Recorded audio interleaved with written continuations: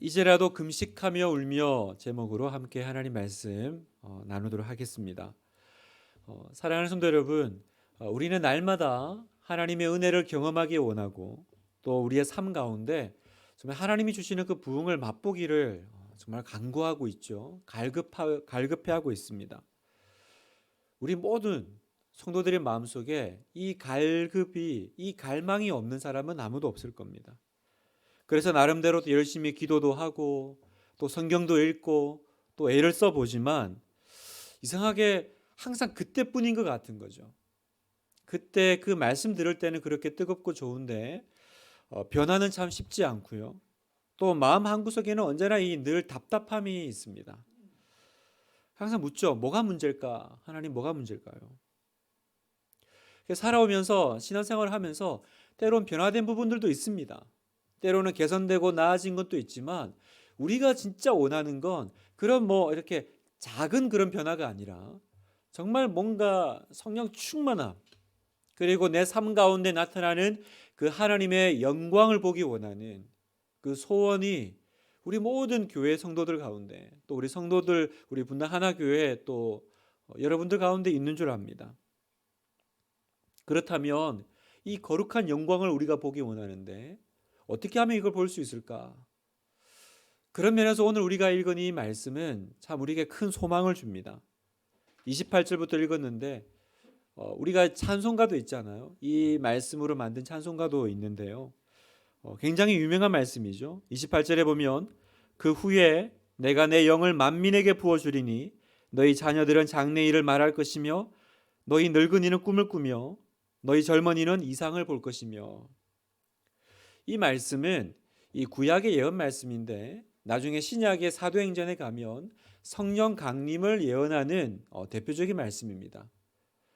그렇기도 하지만 성령 강림을 뜻하는 1차적인 예언의 말씀이기도 하지만 또 동시에 하나님이 주의 백성에게 약속하시는 부흥의 말씀이기도 합니다. 내 영을 부어주마. 그래서 내 영이 성령께서 너희 안에서 춤추시고 너희 안에 묵혀있던 그 지경이 그 땅이 또 기경되며 또 죽은 것들이 살아나는, 여기 보면 자녀들은 장래일을 말하고 늙은이는 꿈을 꾸고 젊은이는 이상을 보는 부흥이잖아요. 회복이잖아요. 죽어있던 심령이 그 신앙이 살아나는 그 주님의 그 부흥의 약속의 말씀이 오늘 우리가 읽은 이 말씀입니다. 하나님은 우리에게 언제나 부흥을 약속하시고 회복을 주시는 하나님이신 줄 믿습니다. 여러분 굳게 믿으시죠?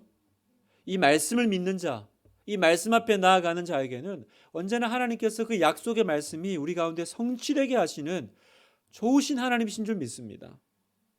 그렇다면 하나님의 약속은 있는데 오늘 28절 읽어보니까 내가 주리라 하셨으니까 주는 건 분명한데 도대체 그건 어떻게 이루어지는지 또 언제 이루어지는지 이걸 우리가 알길 원하는 거죠.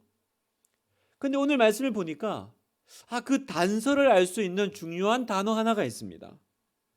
28절을 다시 보면 그 후에 내가 내 영을 만민에게 부어주리니 이렇게 이야기했습니다.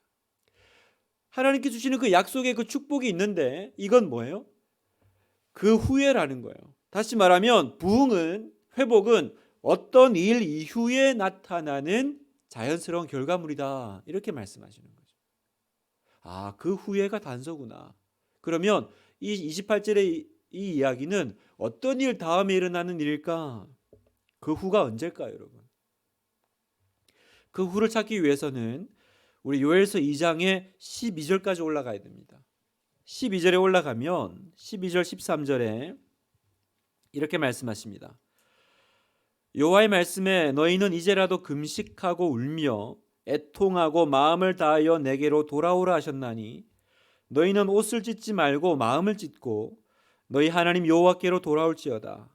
그는 은혜로우시며 자비로우시며 노하기를 더디하시며 인애가 크시사 뜻을 돌이켜 재앙을 내리지 아니하시나니. 무슨 말이냐면 하나님이 약속하신 부흥을 받기 위해서는, 부흥이 내 삶 가운데 일어나기 위해서 우리가 치러야 될 전제 조건이 있는데 그건 뭡니까? 회개하고 돌이키라는 것입니다. 회개하고 지금의 삶에서 돌이키는 것. 다시 말하면 28절에 일어나는 이 좋은 일들은 우리가 옷이 아니라 마음을 찢고 하나님 앞에 울며 돌아올 때 하나님이 약속하신 열매다라고 말씀하시는 겁니다. 다시 말하면 그 후에는 언제예요? 우리가 이제라도 금식하고 울고 애통하고 마음을 찢을 때 그 후에 내가 내 영을 부어주리니 말씀하신 겁니다. 회개의 열매라는 것입니다. 성도 여러분, 우리는 회개해야 됩니다. 불신자들만 회개하는 것이 아니라 신자도 날마다 회개해야 됩니다. 그러면 신자는 무엇을 회개해야 될까요? 하나님 앞에 하나님의 백성답지 않은 삶, 거룩하게 살지 못했던 우리의 삶을 회개해야 됩니다. 레위기 20장 7절에 너희는 스스로 깨끗하게 하여 거룩할지어다 나는 너희의 하나님 여호와이니라. 우리에게 무엇을 요청하십니까?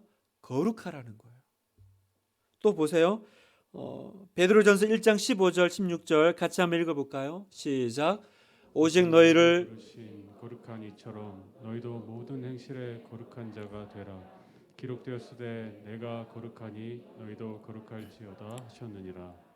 하나님이 잘 보세요 여러분. 하나님이 하나님의 백성에게 요구하는 중요한 한 가지 요청사항이 있는데 그건 거룩이라는 것입니다.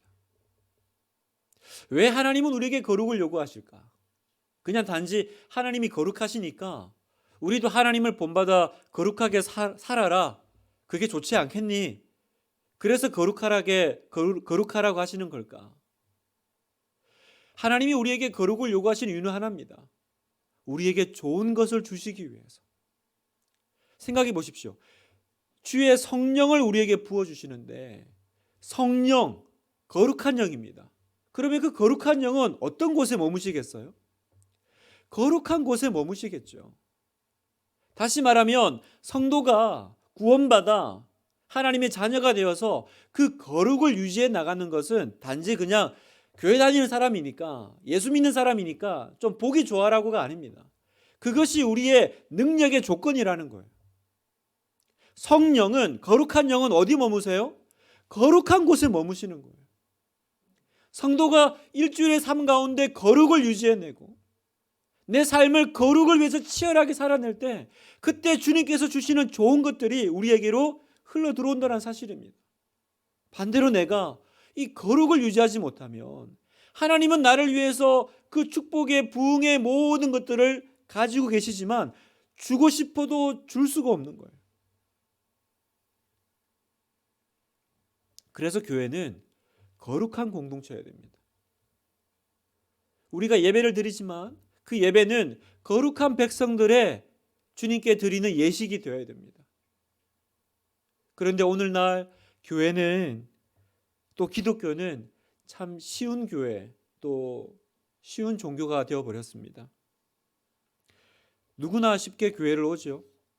그리고 또 교회 와서 그냥 이렇게 앉아서 예배 드리다 보면 나도 모르게 어느새 그냥 교인이 되어 있습니다. 그냥 시간이 교인을 만들어줘요. 그래서 사람들이 오늘날부터 나를 형제님, 자매님 부르기 시작합니다. 또 조금 더 지나면 갑자기 내가 집사가 되어 있어요. 그래서 내가 이렇게 교회에 머물러 있다 보면 자연스럽게 내가 나도 하나님의 자녀가 된 건가 착각하게 만드는 일들이 일어납니다. 그러다 보니까 교회가 이상해져요. 교회 공동체가 뭔가 이렇게 뒤죽박죽 섞여 있는 어떤 사람들의 모임처럼 되어 있는 거예요. 그러나 우리가 여기서 잊지 말아야 될 것이 있습니다. 그게 뭐냐면 신자가 되려면 단지 교회 와서 앉아 있는 것만으로는 부족하다는 거예요. 그냥 시간이 지나면 그냥 자연스럽게 나를 형제님, 집사님 불러주는 그 일이 하나님의 자녀, 신자가 되는 일이 아닙니다. 신자가 되려면 뭐가 필요해요? 회개가 필요한 거예요. 회개. 정말로 하나님 앞에 내가 죄인으로 통회하는 마음이 있어야 되고요. 그동안에 이 철저하게 이 자기중심적인 이 이기적인 나의 인생과 나의 삶을 십자가에 못 박는 내 자아가 죽는 일들이 분명히 일어나야 되고요. 이제는 예수 그리스도를 내 인생의 주인으로 모시고, 주인이니까 그분께 내 모든 것을, 말 그대로 모든 것을 드리는 그 일들이 일어날 때, 그때 우리는 그 사람이 신자가 되었다. 다시 말하면 믿는 사람이 되었다라는 거예요. 근데 오늘 교회는 교인과 신자가 섞여 있습니다. 그냥 교회 다니는 사람들과 정말로 신자가 된 사람들이 섞여 있는 거죠. 그러니까 이상한 공동체가 됐어요. 영화 그 밀양이라는 그 영화 보셨죠? 그 영화가 참 등장했을 때 참 당혹스러웠습니다. 안 믿는 사람들뿐만 아니라 믿는 사람들조차도 너무너무 혼란스러웠어요. 왜냐하면 이 영화를 보니까 이게 기독교인가 싶은 거예요. 뭐 보신 분 아시겠지만 그 주인공의 아들이 납치돼서 죽는데, 그 살인범을 만나러 갔더니 이 살인범이 감옥에서 이제 기독교인이 된 거예요. 그러더니 주인공 보고 그러는 거예요. 내가 감옥에서 하나님을 만나가지고 마음의 평안을 얻었다고. 그러니까 이 주인공이 너무 당황스러운 거예요. 이게 무슨 일인가? 그런데 이 영화를 보는 뭐 불신자들뿐만 아니라 신자들조차도 그런 것 같기도 하고 아닌 것 같기도 하고. 그렇지, 예수 믿으면 모든 죄가 용서받고 하나님 자녀가 되는 거지. 그러면 또 자유를 얻어야 되는 거 아닌가? 또 마음에 또 평안을 얻어야 되는 거 아닌가? 또 그냥 그렇게만 또 보자니 이 살인범이 진짜로 이게 제대로 믿어진 건가 안 믿어진 건가? 여러분이 이 영화에서 빠진 게 뭡니까? 하나님의 자녀가 되는 중요한 절차 하나가 빠진 겁니다. 그 절차는 뭐냐 하면 진정한 회개가 빠졌다는 거죠. 이 회개가 없으면 내가 아무리 인도자를 따라서 영접 기도를 100번 해도 그 영접 기도는 내 기도 아닙니다. 그 영접 기도가 나를 하나님 자녀 만들지 못해요. 영화 밀양의 감독이 기독교에 대해서, 성경에 대해서 오해하고 잘못 이해했던 건 뭡니까? 기독교는 진짜 회개에서 출발하는 종교라는 거예요. 그냥 회개기도 한번 입술로 따라하는 것으로 해결되는 문제가 아니라는 사실입니다. 사랑하는 성도 여러분, 그러면 회개가 무엇일까요? 어떻게 하는 게 진짜 회개하는 겁니까? 오늘 우리가 그 12절의 말씀을 보면 그냥 하나님 저 잘못했어요. 제발 저 때리지 말아주세요. 저 용서해 주세요. 그렇게 하는 것이 회개가 아닙니다. 회개는 옷이 아니라 마음을 찢어야 된다는 거예요. 옷은 뭐예요? 겉으로 보여지는 거. 형식이죠. 형식을 따라하는 것이 아니라 진짜 그 마음이 찢겨지는, 옷을 찢는 회개는 어떤 겁니까? 그냥 하나님의 사랑을 당연한 걸로 여기는 거예요. 그래, 나 하나 구원하려면 하나님의 그 독생자가 죽는데 돌아가셨대, 뭐 그 정도는 해야지. 그래서 내 죄가 얼마나 크고 내 죄가 얼마나 저질이며 내 죄가 얼마나 최악이기에 하나님의 아들이 십자가에 죽어야만 해결되는 것인지에 대한 자각이 없이 십자가에서 나를 위해서 그 살을 찢기고 물과 피를 흘리신 그 예수님에 대한 조금의 미안함과 죄송함은 없는, 그냥 입술로 하는 회개. 여러분, 그게 성경이 말하는 회개일까요? 우리 큰아이가 어릴 때 이렇게 이제 어리니까 이렇게 이제 밑에 이제 여동생이 있는데 자기들끼리 이렇게 막 치고받고 하잖아요. 근데 이제 큰아이니까 밑에 동생을 이렇게 때리는 거예요, 계속. 그래서 이제 말렸죠. 주원아, 그러면 안 돼. 미안해. 그래, 잘못했으면 미안해 하는 거야. 그랬더니 얘가 너무 해맑게 웃으면서 미안해. 그리고 또 때리더라고요. 이렇게 때리고 미안해. 때리고 미안해. 그러니까 미안해는 뭐예요? 때릴 수 있는 조건이 된 거죠. 어쩌면 우리가 회개를 그렇게 하고 있는지도 모르겠습니다. 조금도 미안함도 없고 눈물도 없고 가슴 아파함도 없고 그냥 회개하면 용서가 자동 자판기처럼 나오는 거예요. 오히려 이제 용서가 안 나오면 자판기를 발로 차죠. 왜 안 나오는 거야? 내가 회개했는데 왜 용서가 안 나오는 거야?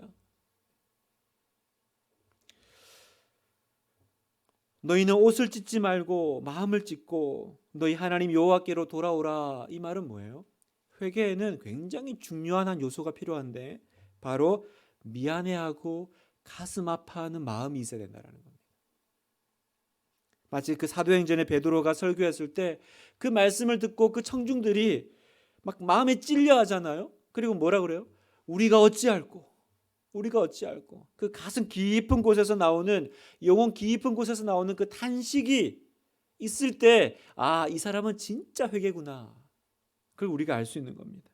17절 여호와를 섬기는 제사장들은 낭실과 제단 사이에서 울며 이르기를 여호와여 주의 백성을 불쌍히 여기소서. 낭실과 제단 사이가 어디입니까? 성전이잖아요. 울며 이르기를 주여 나를 불쌍히 여겨주세요. 하나님 저를 좀 불쌍히 여겨주세요. 하나님 이 민족을, 하나님 이 나라를, 하나님 이 가정을 불쌍히 여겨주세요. 울며 사랑하는 성도 여러분, 오늘 우리에게 사라진 게 이 회개의 눈물인 것 같아요. 여러분은 언제 내 죄로 인해서 가슴을 치며 가슴 아파하며 눈물을 흘리며 회개 기도하셨어요? 매주마다 우리가 자보기 시간이 있죠. 회개 기도하잖아요. 하나님 지난 일주일간의 죄를 용서하시고 참 기도를 하는데 여러분은 언제 정말 참의 눈물을 흘리면서 회개 기도했던 적이 최근에 언제세요? 우리가 회복해야 될 것은, 오늘 밤에 우리가 기도해야 될 것은 뭡니까? 하나님 저에게 회개의 눈물을 주세요. 정말 내 가슴을 치면서 옷이 아니라 마음을 찢는 회개를 주세요. 하나님 저의 이 거룩하지 못한 입술과 거룩하지 못한 행동과 내 삶에 대해서 주님, 오늘 우리는 교회의 현실을 붙잡고 울고 있습니까? 나는 우리 가정을 붙잡고 울고 있어요. 여러분은 저 이태원 사태를 보면서 울고 있습니까? 여러분은 지금 이 북한이 미사일을 쏘고 있는 현실을 붙잡고 하나님 앞에서 울며 이르기를 주여 이 백성을 불쌍히 여기소서. 눈물을 잃어버린 교회, 그죠? 하나님 앞에서 더 이상 옷을 찢지 않는 교회. 여러분 부흥은 언제 옵니까? 하나님 회복은 언제 와요? 회개의 눈물 위에 부어지는 것이 부흥의 열매인 줄 믿습니다. 오늘 밤 우리가 기도할 때 하나님, 제가 오늘 많은 기도의 제목을 던지기보다 내 가슴이 좀 찢어지기를 원해요. 생각해 보니까 하나님, 저는 언제 마지막으로 울면서 기도했나요? 저는 언제 내 죄에 대해서 가슴 아파하며 주님 앞에 엎드렸던가요? 너무나도 태연하게, 너무나도 당연한 듯이 그 용서를 구하며 사랑을 달라며 왜 나를 안 사랑하냐며.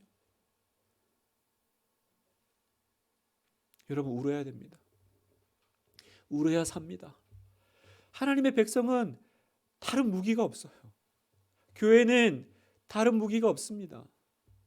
교회의 힘은 눈물에 있습니다. 눈물의 기도에 있어요.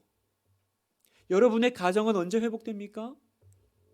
예수 믿는 한 사람이 그 가정을 붙잡고 눈물의 병을 채울 때.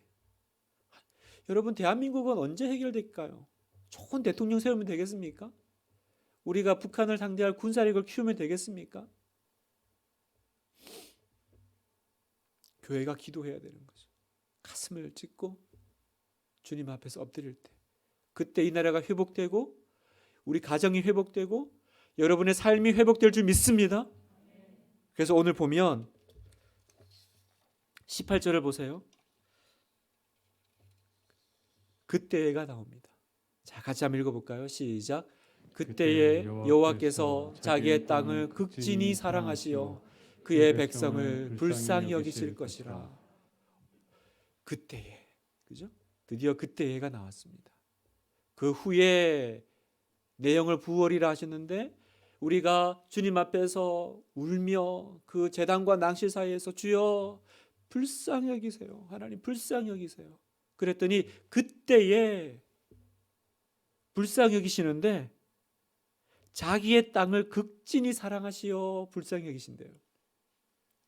여기 아버지의 마음이 있습니다. 옛날 개역 한글 성경은 자기 땅을 위하여 중심이 뜨거우시며 이렇게 번역을 했어요. 지금 자기의 땅을 극진히 사랑하시어를 옛날 성경은 중심이 뜨거워지셨다.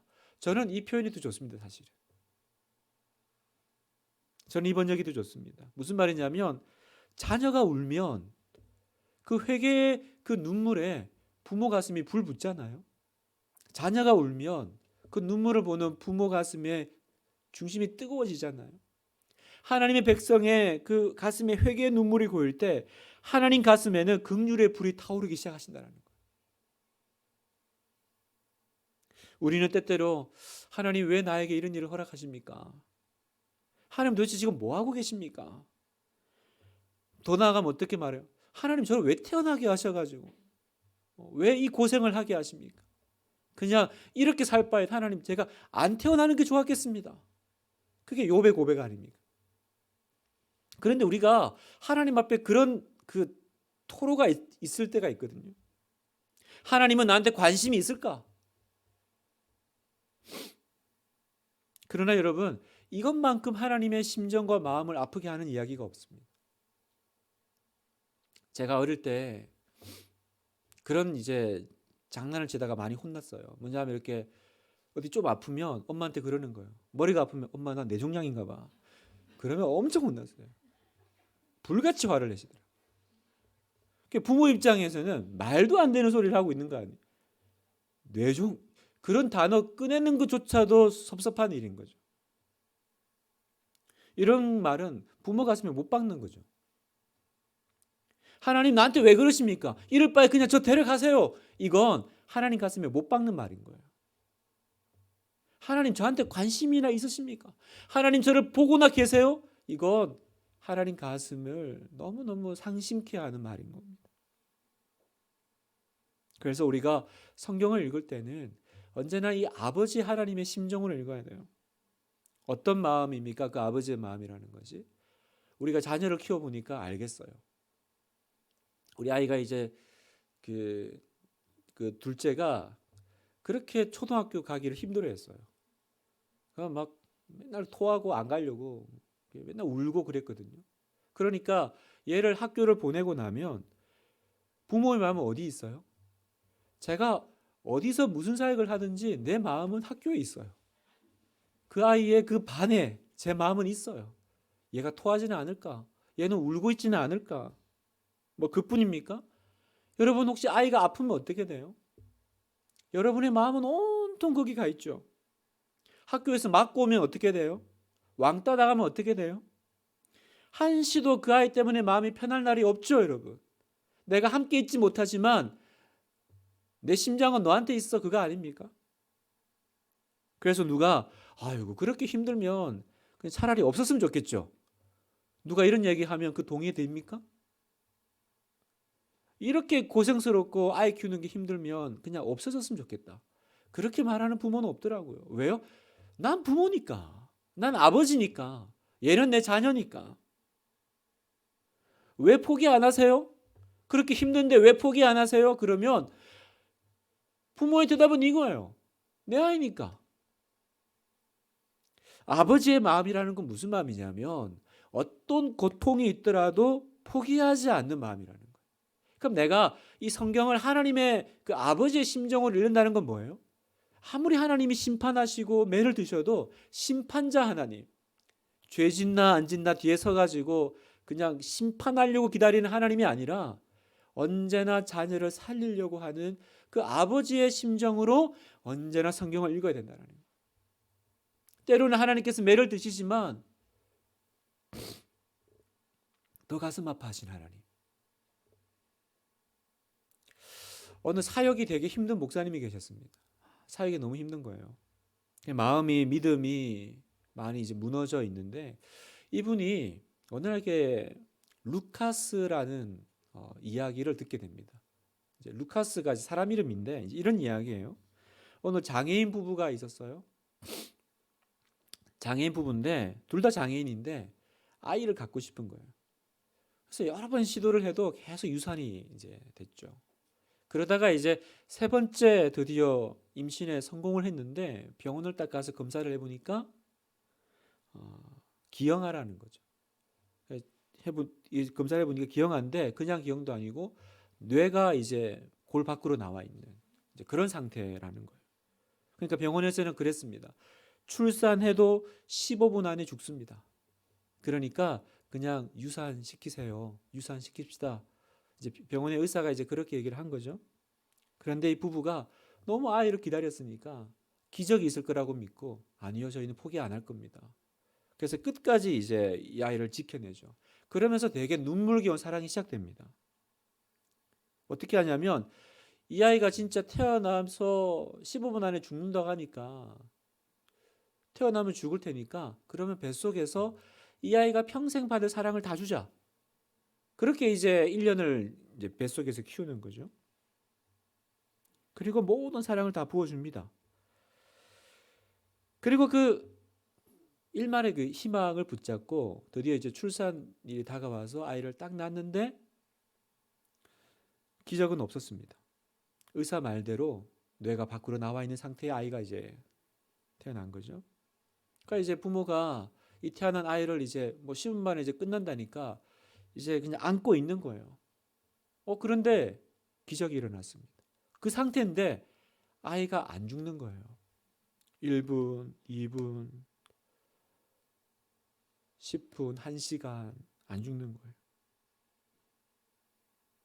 그러니까 이제 이 부모가 그때부터 뭐 하냐면 언제 죽을지 모르니까 빨리 유아 세례를 주고 이제 이 아이를 위해서 날마다 파티를 벌이는 거예요. 언제 죽을지 모르니까 이 아이가 죽기 전까지 매일 파티인 거예요. 매일 파티. 모든 사랑을 다 죽기 전에 다 줘야겠다. 그리고 이 아이가 17일을 살았대요. 17일 살고 이제 떠난 거죠. 떠나는 날 마지막 순서에 아버지가 이렇게 얘기를 했습니다. 그 장애인 아버지가 이렇게 얘기했어요.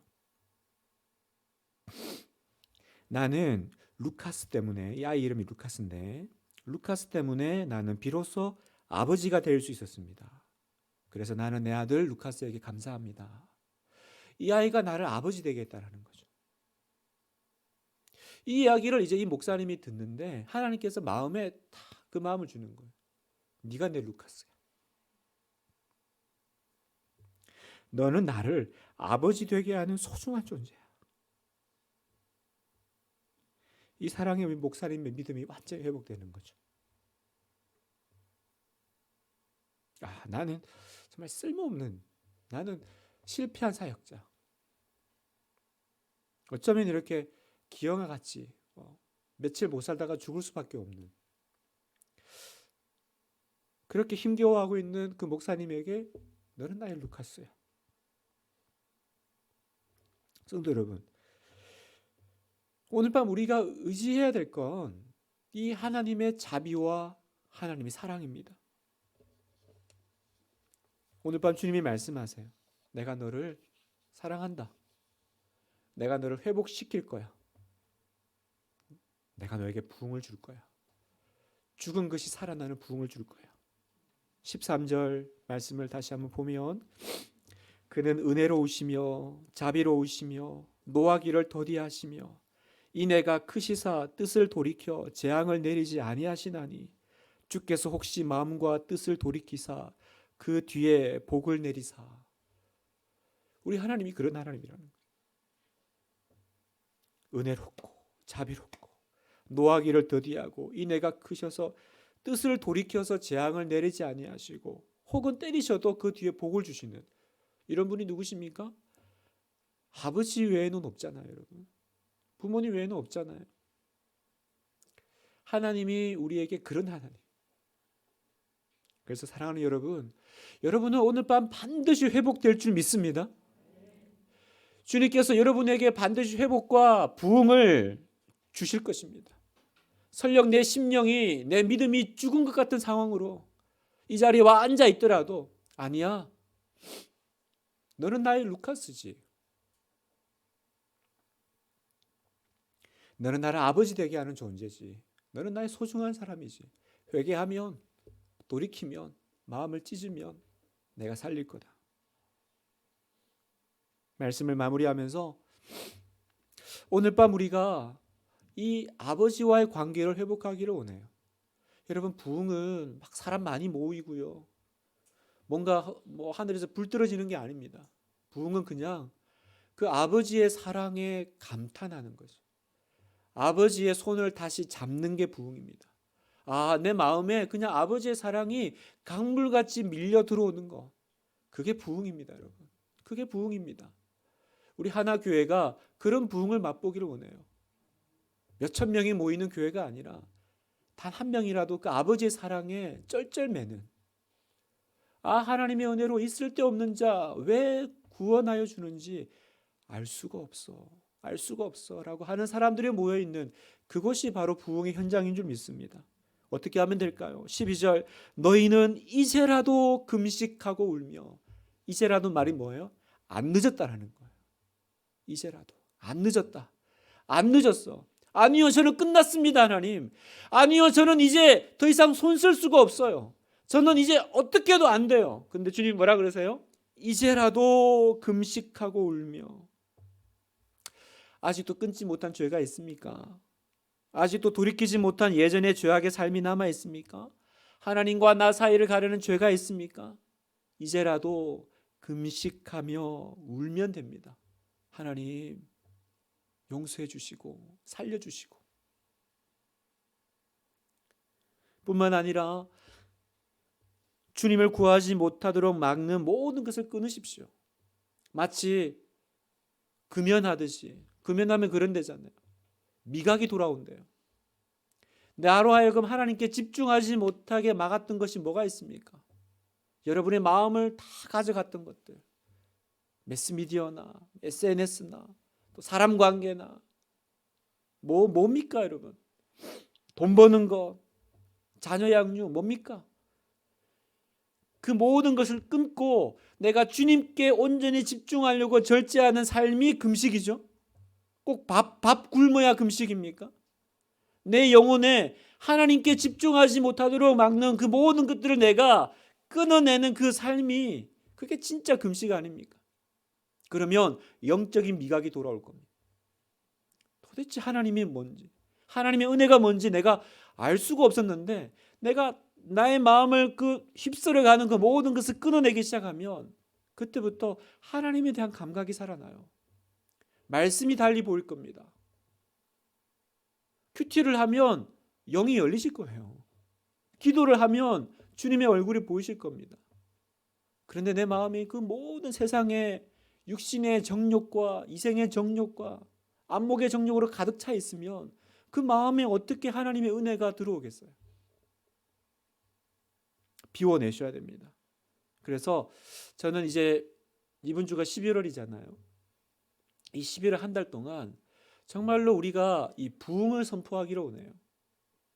이 크리스마스가 오는 12월 전에 이 11월 한 달 동안 오늘부터 나는 내 삶과 환경에 대한 하나님의 그 부흥을 발견하는 일에 내 모든 걸 걸겠다고 다짐하기로 원하는데, 제가 여러분하고 이 5가지를 같이 좀 나누기로 원합니다.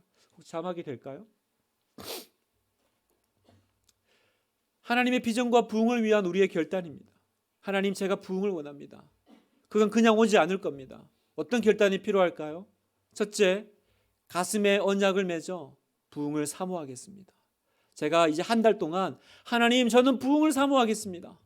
둘째, 눈에 언약을 맺어 죄를 멀리하겠습니다. 하나님, 내 눈으로 보는 것들, 내 눈으로 아무거나 보고 이제 내가 멀리하겠습니다. 셋째, 혀의 언약을 맺어 부정적인 언어를 사용하지 않겠습니다. 넷째, 발의 언약을 맺어서 내가 예배에 주님의 모임에 열심히 참석하고 헛된 데 내 발을 가지 않겠습니다. 다섯 번째, 무릎의 언약을 맺어 세워 부흥이 오기까지 기도를 쉬지 않겠습니다. 내 무릎은 이제 기도의 무릎이 될 겁니다. 한 달 동안 우리가 한번 이 5가지, 나의 가슴과 눈과 혀와 발과 무릎에 언약을 세우십시오. 내가 이렇게 한번 살아보리라. 언제까지요? 주께서 부흥을 주시는 그때까지. 반드시 주님이 여러분을 만나 주실 줄 믿습니다. 이 모임 가운데, 특별히 이 금요 기도회 가운데 이 은혜와 말씀을 사모해서 나온 여러분들을 주님이 얼마나 귀하게 보시는지 몰라요. 주님께서 여러분을 왜 부르셨습니까? 이 저녁에 이 밤에 왜 불렀을까요? 이 은혜 주시려고 부르셨습니다. 너는 살아라. 너는 살아라. 너는 나의 루카스고 너는 나의 소중한 존재니까 이제라도 금식하고 울며, 이제라도 금식하고 울며 늦지 않았다라는 거예요. 우리 가정 붙잡고 기도하겠습니다. 나의 영혼을 붙잡고 울겠습니다. 이 나라를 붙잡고 울겠습니다. 우리 교회를 붙잡고 그 눈물이, 자녀의 가슴에 눈물이 고일 때 하나님의 가슴에 긍휼의 불이 타오를 줄 믿습니다. 우리 이 찬양 같이, 부흥이라는 찬양입니다. 이 땅의 황무함을 보소서. 하늘의 하나님 긍휼을 베푸시는 주여, 우리의 죄악을 용서하시고 이 땅 고쳐 주소서. 부흥의 불길 타오르게 하시고 진리의 말씀 이 땅 새롭게 하시고 은혜의 강물 흐르게 하시고 성령의 바람 불어와. 주여, 내가 부흥을 사모합니다. 죽은 것이 살아나는 그 부흥이 오늘 내 인생 가운데, 삶 가운데 있을지어다. 내 자녀들의 삶 가운데 있을지어다. 우리 교회에 있을지어다. 이 나라에 있을지어다. 아멘이시죠 여러분? 이제라도 금식하며 울며, 주여 내가 금식합니다. 주님께로 향하는 마음을 막는 이 모든 것들을 내가 이제 끊어내기를 원합니다. 하나님, 내가 이 기도하면서 언제 울었는지 기억도 안 납니다. 하나님, 내 눈물을 회복시켜 주시옵소서. 나에게 회개의 눈물을 허락해 주시옵소서. 그때 주의 가슴이, 중심이 뜨거워지실 겁니다. 자기 땅을 향하여 하나님의 심장이, 중심이 뜨거워지시는 하나님, 여러분을 향해서 가슴이 뜨거워지시는 하나님의 그 마음이 여기 있습니다.